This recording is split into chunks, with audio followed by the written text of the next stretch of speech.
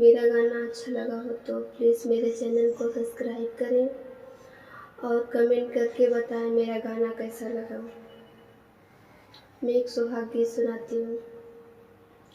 लाले रांगा बेनिया लाले रांगा बेनिया यर माई का दिहला सुहागे का बेनिया।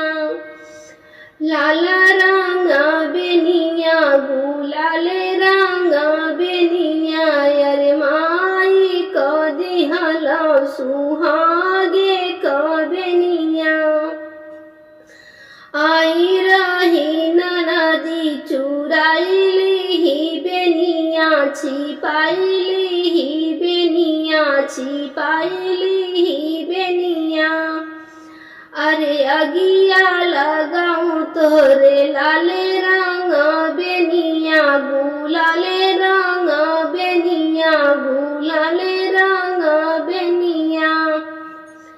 अरे हमारे बहिन के लगाऊ धाना चोरिया लगाऊ धाना चोरिया।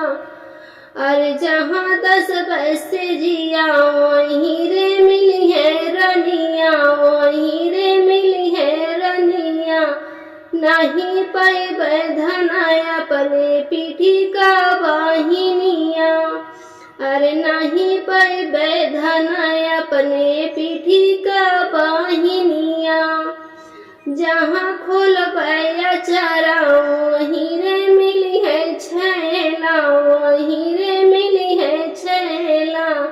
नहीं पैबे माई के हाथे का बेनिया।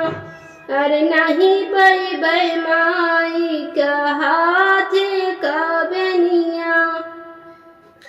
लाले रंगा बेनिया गुलाले रंगा बेनिया यर माई का दिहला सुहागे का बेनिया। लाले